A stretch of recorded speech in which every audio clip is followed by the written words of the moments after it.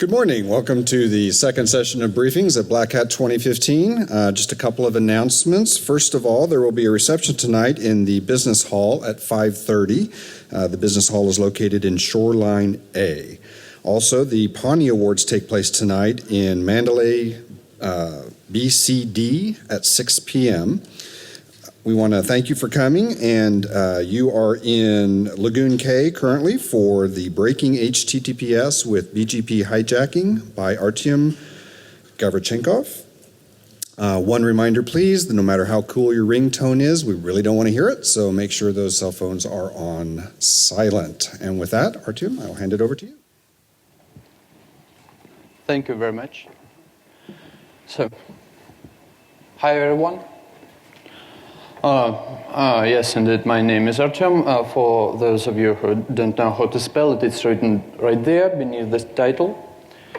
That's Breaking HTTPS with BGP Hijacking. And first of all, what's the BGP hijacking? Well, frankly, I guess some of you or most of you are already familiar with the terms. However, let me do some introduction. And while doing this, we'll also agree on some important definitions. And the first of those definitions is, what's the internet? So, from the maintenance point of view, not the social network point of view, but from the technical point of view, the internet consists of internet service providers. And routing of the packets in the internet is done between those internet service providers, or we call them autonomous systems, through the use of Border Gateway Protocol, or BGP. Well, basically it works like this. An autonomous system connects to another autonomous system, asks for permissions, and if the permissions are granted, it starts to announce to other systems that it can provide an access to a set of IP network. Those systems propagate those announcements, and finally, there's a route established and present in the internet. So the internet knows where to go if we need to send a packet to this network.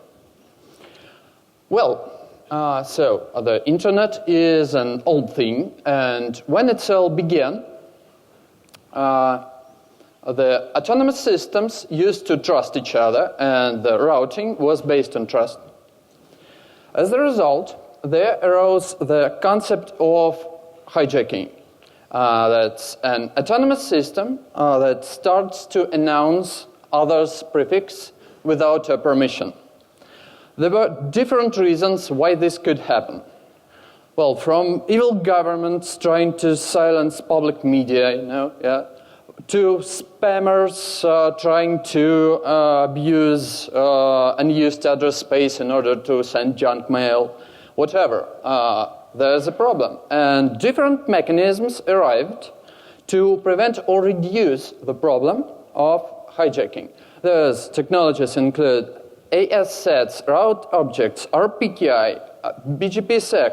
However, some of those technologies and mechanisms only allowed to solve the issue partially, and others are not implemented globally. The internet is a global network, so if we need a security practice, it should be applied globally, but those practices were applied only in a specific geographic regions. So now, nevertheless, there were very few cases of BGP hijacking registered recently. For instance, the most recent case investigated by our company was spammers stealing a large portion of allocated and assigned, but at that time unused and not announced IP address space to overcome blacklists to continue sending digital garbage.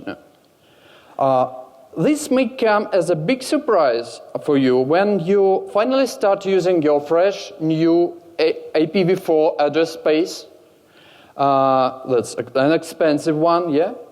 And then you find out that most of your fresh new IP addresses are already sitting there in spam house. Yet, this case was almost half a year ago.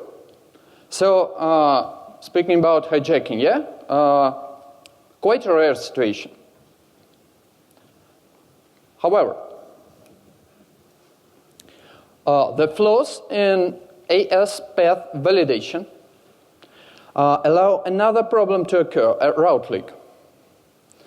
An example of a route leak is a multi-homed autonomous system, so no transit traffic, that imports routes from a local peer, and due to a mistake in a configuration, sends them to its upstream internet service provider. And it starts to work with transit traffic, which it isn't ready to handle due to human error. The recent case is Telekom Malaysia, announcing thousands of IP networks and network prefixes, including those of Facebook, to Tier 1 operator level 3. The consequences included internet slowdown nearly worldwide. So, large problem. And the situation with countermeasures against route leaking is even much worse than the one with hijacking. Unlike hijacking, route leaking isn't even easy to define. If you find out an IETF draft with the definitions, it's a long paper that describes what the route leaking is. So it's hard to even to define it, let alone to prevent. So, not only slowdown and actual denial of service are the possible results of be it leaking or hijacking. Getting traffic for a network from all over the world allows man-in-the-middle attacks, identity spoofing, and more to it. Leaking or hijacking may be implemented through an unauthorized use of vulnerable network equipment and border routers. And it's quite not a coincidence that those internet service providers who are bad in implementing prefix filtering and bad security practices often have their equipment and gateways unpatched for quite a long time. So, as I've said previously, hijacking is quite rare nowadays. On the other hand, route leaking happens often, here and there. There are approximately 5,000 routes leaking in the whole internet right now, at the moment. Most of them go unnoticed. Some of them remain there for years until finally somebody gets hurt and it's got discovered. Though route leaks and hijacking are quite different conceptually, as they're defined in the said IETF proposal draft, the consequences for network security are similar in most cases. So we are here discussing them as one. And the question is, route leaks are common, caused by human error. But why don't attackers steal prefixes intentionally? Well, generally, it might be because they don't see a profit in hijacking. And most of them are afraid to get caught.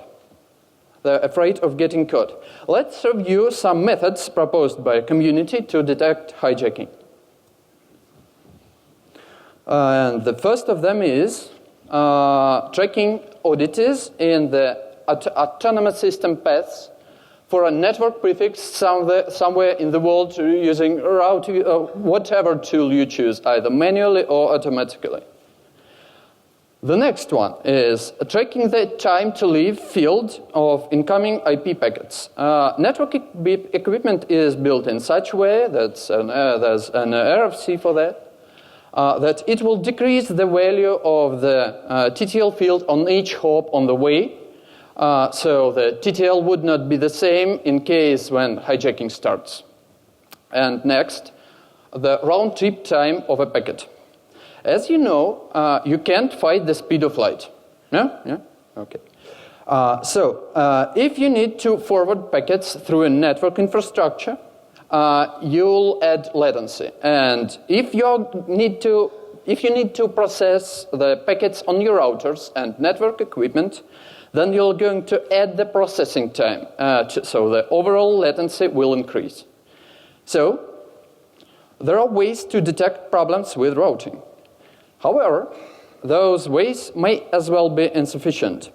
For example, here we say bogus AS path, define bogus. To find out what's the abnormal autonomous path is, you need to know well how the ordinary one looks like. So when there are no problems. So you need to track not the state but the difference. And you need to have some monitoring solution and a history of analysis just to find out what and where exactly has gone wrong.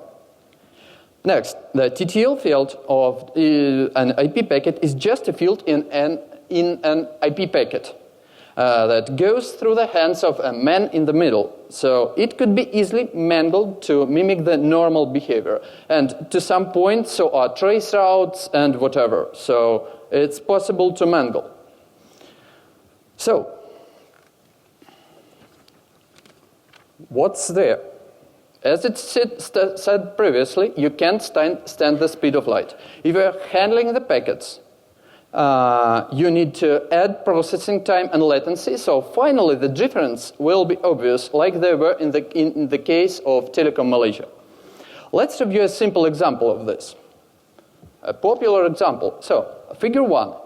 There's an autonomous system A, which announces its prefixes to its upstream internet service provider C.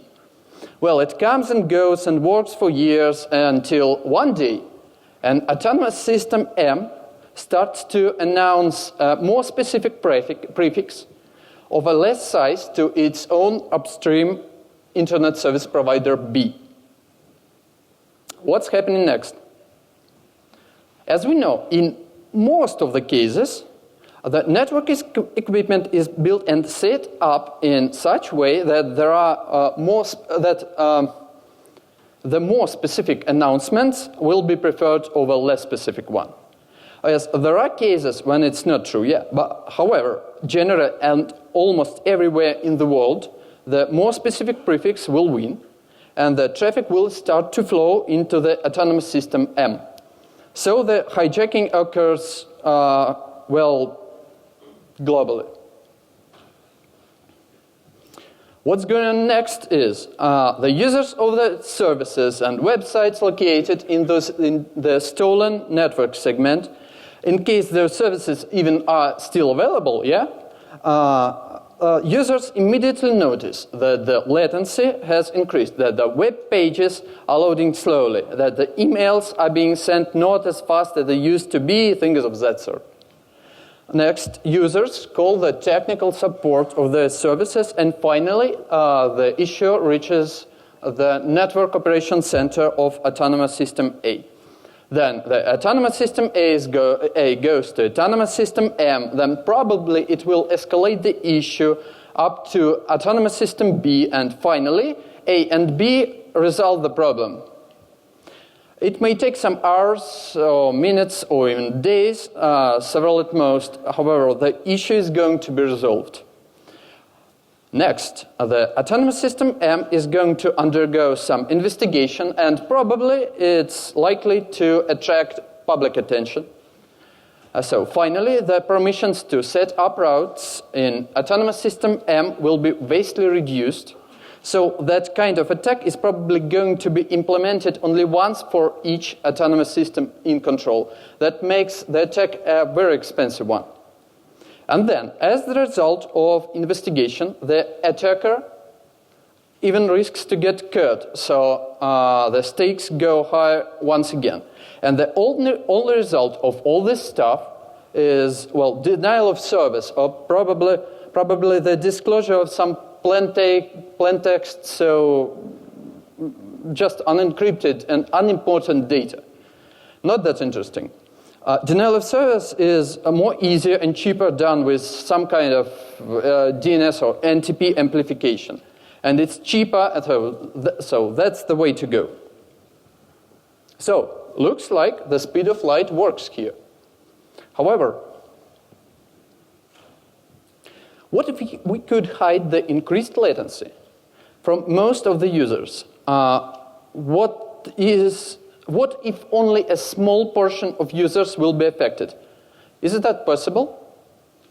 Let's review another example. Well, figure 1 is the same, and A announces its prefixes to C. Figure 2, autonomous system M starts to announce, well, just the same prefix of the same size to its upstream B. What's going on next? As we see, the preference of the more or less specific routes isn't plain anymore. So there should be a preference based on other principles. So what those principles are? The preference won't be random, really. For the sake of simplicity, let's ignore the routing policies for a moment. And let's assume, next, for the sake of simplicity again, let's assume that B and C are interconnected. So, the situation falls into generally one of two cases. And it depends on the relationships between B and C, that's the commercial relationships. If B buys traffic from C, then first, B will prefer the malicious route because that's the traffic from its client. It will get paid for that. And if it prefers the route from the provider, it should pay for that. So that's economical thing. And B will prefer the route coming from its client, so a malicious one. And C will prefer a route coming from one of its clients that's either A, a good one, or B, a poisoned one. So, in case C prefers the malicious route, the hijacking probably will go global. If C prefers a good route, so that's so-so. Okay, and vice versa. Now, if C buys traffic from B, then first, C will prefer the route coming from a good one, from its client. And B will have to choose. It will prefer either the route coming from C or the route coming from M. In the former case, the hijacking wouldn't even occur. In the latter case, the hijacking will go global to B and wouldn't be propagated to the rest of the world. Remember this and enjoy this, because for now, this is the easiest example. But it illustrates the idea. We just said that B and C are interconnected, but what if they are not? And there's more autonomous systems involved in the process. The scheme becomes harder, and the result depends on the relationships not between B and C, but on the relationships on all the way between them. So the providers, the clients, the peerings, that kind of thing. So, but the simple case illustrates the idea. The prefix may be hijacked locally so that only specific geographic or topological regions would be affected. In fact, that's how BGP Anycast works for CDNs and denial of service mitigation services and cloud services and whatever. BGP Anycast. The same prefix is announced, say, from both United States and China, and users from United States and Canada are routed to the data center in the United States, and on the other hand, all the Asia goes to China. So the Asian region is actually isolated for that cloud service from the rest of the network for that prefix in that case. The isolation may and would be refined with policies and communities of local peers that can make the announcement even more local. So, as a result, only local users will notice the difference. And for most of the users, say for the customer base, things will go the same way. Congratulations for all the survivors. We are done with introduction. So now, the final question is, why would we need that? Why to steal prefix locally for, well, 2 or 3 users in the whole world, so sitting far from your clients, far from your customer base? So, there's a procedure. There's a procedure how we obtain a TLS certificate for a domain from certificate authority. The procedure is generally as follows. Firstly, we need to register on kind of website, and then we should generate somehow a certificate signing request. Well, it's highly discouraged, but some certificate authorities will even allow you to take the private key from them, so no signing request in this case, but it doesn't matter.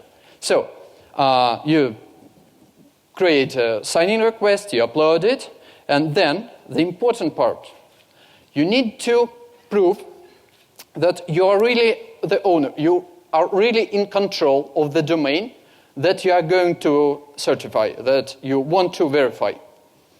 And for your convenience, there are plenty of options to do this. The certificate authority will offer you to send an email to some kind of email address like hostmaster at the target domain. It may point you to a custom token that you need to put in the whois records. It may give you a specific HTML page that you need to put under a specific URI on your site. It may offer you a custom token that you put in DNS TXT record and so on. The thing is, you need to choose only one of these methods. So either it's web page, it's done, and it's okay. What's happening on next? The certificate authority sends a robot, so a bot, to a site. Well, it takes from 5 to 10 minutes. The bot goes to your site, checks that there's a token, there's a page. So the owner of the domain did just what they asked him for. So probably he's in control. So then the ownership is verified. And finally, you get your signed TLS certificate. Well, you need to pay money for that, but sometimes there are promo actions. And finally, maybe even you don't need to show your credit card data for now. So, what are we going to say next? First of all, you need to be in a control of a border router, so in control kind of autonomous system, yeah? Next, you need to find a certificate authority that's close to your autonomous system in topological sense, so it's nearby. There are no more hopes. There are 1 or 2 or 3 or that kind of thing. Hops between you and the chosen certificate authority. Then, you need to hijack a prefix locally, and the prefix that's hosting the IP address for a victim's website. So the following should apply. The victim's customer base should be in the other part of the world. It should be in the United States while you're sitting in China, or vice versa. So far from there. So the victim's autonomous system will notice nothing. And as the announce is local, so we need to build it in such way that the chosen certificate authority traffic is routed to us, is routed to the hijacker. So next, we are going to register with the CA in question. We are going to upload a certificate signing request, get an HTML page, then set up an Apache or Nginx or whatever web server of your choice, upload the HTML page, make sure it's reachable, and then you pay and obtain the signed certificate for the domain in question. So that's a TLS certificate. That's one way to do that. There's another one. Well, sometimes the authoritative DNS is sitting in another network, so it's easier it might be easier to hijack that one network, so hosting the authoritative DNS so locally, so that the DNS provider should notice nothing as well. Well, then you need to configure it in that way that the certificate authority nearby looks at you. And then you register, you upload, you set up now bind, not an Apache, a DNS server. You set up the DNS TXT record, you pay, and you obtain the signed certificate. The next way, well, sometimes, the DNS servers are loaded stuff. The websites are highly loaded. However, no one cares if whose server goes down for, 5 minutes in the midnight. So, just the same, you need to hijack the prefix hosting a whose server near the certificate authority. So set up a server of your choice and set up the token. Yet theoretically, this particular case might be kind of prevented or investigated later by a certificate authority using a popular thick whos server with long-lived cache. However, that's a point that's not always there. So, finally, summary. The hijack is local. We need to design it locally. So the victim's autonomous system should notice nothing or almost nothing here.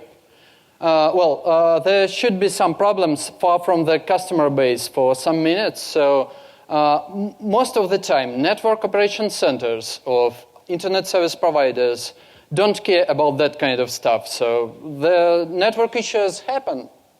So it probably won't be investigated. However, the resulting TLS certificate is perfectly global. Due to how it's implemented in operating systems and browsers, the certificate authority cache is plain, so it's certificate authorities with intermediates. So it's the certificate which is generated by a certificate authority in Singapore or China or Poland or whatever will be still valid in the United States for United States domain. So the resulting TLS certificate can be used for man-in-the-middle attacks anywhere in the world. And vice versa.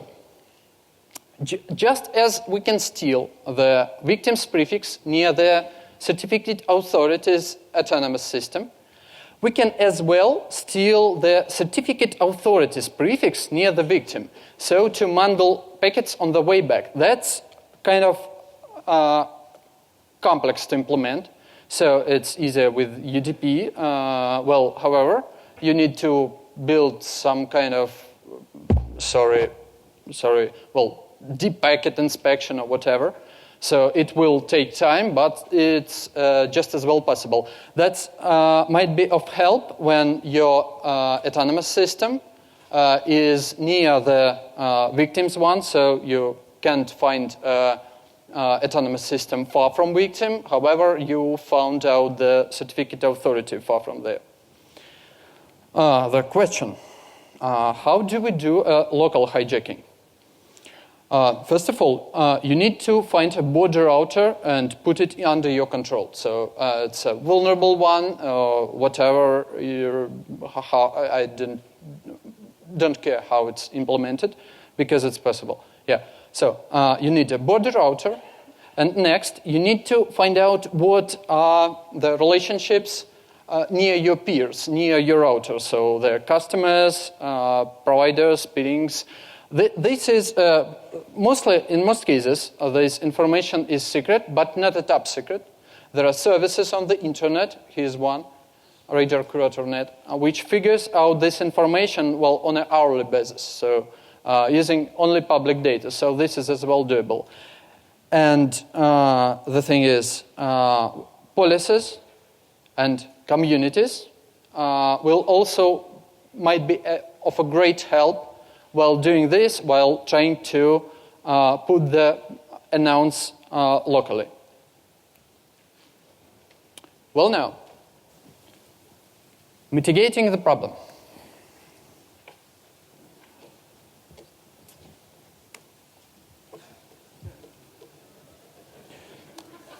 Oh. That's not that bad. Yeah, so now, as we see, one thing, an important one. This is the case with domain-validated TLS certificates, but not with extended validity ones, because the policy for issuing extended validity certificates requires to pass through more additional checks, and to provide supporting documents, it takes time, weeks, for example. So, recent initiative of Google with certificate transparency, which is currently being implemented for extended validity certificates, may also be of some help. However, validating the domain ownership is an important case with extended validity certificates as well. Just the rest of the checks is the subject of further analysis not covered here. So, next. What can we do there? There's a problem because the public key infrastructure that's built into TLS trusts routing. It doesn't take into the consideration that there are flaws in internet routing, that most of the time the internet routing can't be believed. However, the TLS public key infrastructure is something that's built into operating systems and devices, and it's not easy to change that. There's an underlying problem. That's a problem with internet routing. So that's the problem with implementing security practices. However, just as we know, there's a good example. There's IPv6 that's being implemented for 10 years. So, the problem with internet routing persists for now, and we are not going to solve it soon as well. For now, we have to go with workarounds. The first of them is BGP monitoring. That's able to detect hijacking far from there, far from your customer base. I've pointed out 3 there, so well, there are even free ones, so come on and use them. Next one, watch your prefixes. So the BGP monitoring won't do all the work for you. You need to track what problems are there with prefixes. When it notifies you, you need to react. Next one, for the hypertext transfer protocol, there's a proposal that's certificate pinning. What that does is when the browser connects to the site to the website for the first time, the website tells that here's my certificate, and it will not change in a few months or years. So that if there's a spoofed TLS certificate, the browser will show you a warning. Next, there are browser plugins that help you to be warned when the certificate of the site that you are using frequently are changed. The certificate patrol for Firefox and so on. And next, there are new concepts of public infrastructure for example, DNS-based one, DANE. So finally, maybe it's time to think about how it's going to be implemented. One note I told about browser plugins. That's a review from the Mozilla plugin website about the certificate patrol. User has found a problem. So while using certificate patrol, he found out that sites like Google or Amazon are changing their certificates quite rapidly. So one per 2 or 3 months, maybe. So there's one thing that is going to you need to choose. Either you generate a short-lived certificate, which you can recycle if it's stolen or whatever, or you use a long-lived certificate, which is going to help you in case there's a spoofed one. So the public infrastructure. Sorry, is it working? No. Okay. Is there anyone? Turn that on? I didn't know. Are we running out of batteries? I don't know. It's not working.